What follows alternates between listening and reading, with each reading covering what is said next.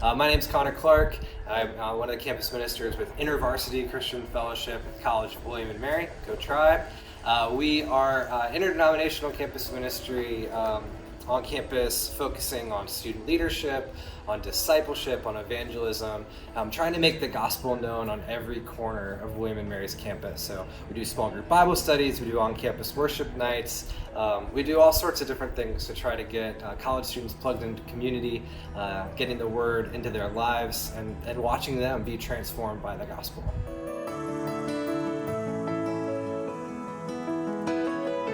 Back to March, we got the call during William and Mary spring break, right, that students weren't coming back. At first it was just for a few weeks, so we thought, well, we can do a few events on this new thing called Zoom. We've never heard of it, but we'll try it.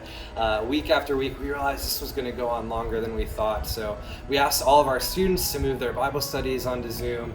We started doing worship services on Zoom with just some liturgical call and response of Psalms and some preaching and some discussion, but it was a challenge to really quickly have to throw everything online, as the chapel knows, as all these ministries know.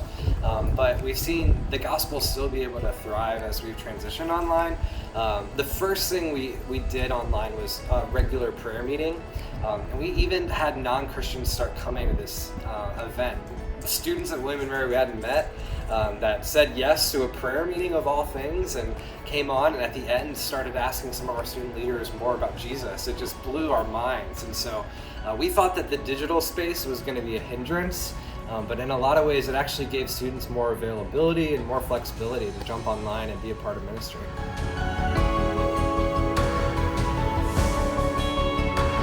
So William and Mary is bringing students back, whatever that looks like. There's going to be masks, there's going to be hand sanitizing. We don't really fully know what our ministry is going to look like, but one of the things that has gotten me so excited in the last few months, of all things, is meeting students through Instagram. That's the weirdest thing. I never thought I'd say that I was meeting college students and doing ministry on Instagram, but believe it or not, we have been meeting students, we've been connecting with students. We've talked to over 50 incoming freshmen at William and Mary through Instagram, done some Zooms with them, done some communication with them, and it's just blown my mind to see the response from this generation. I think as we really pivot to see what Gen Z is going to look like when they show up to campus this fall, we were worried they'd be afraid or distant or not even curious about faith.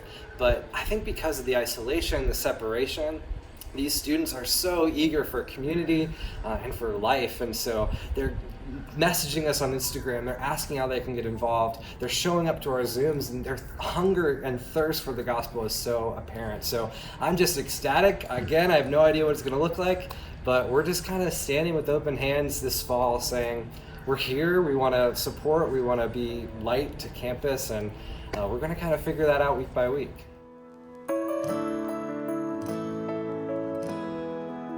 So every year we launch new small group Bible studies for freshmen, and at this point in the summer I'm always asking for prayer for those Bible studies.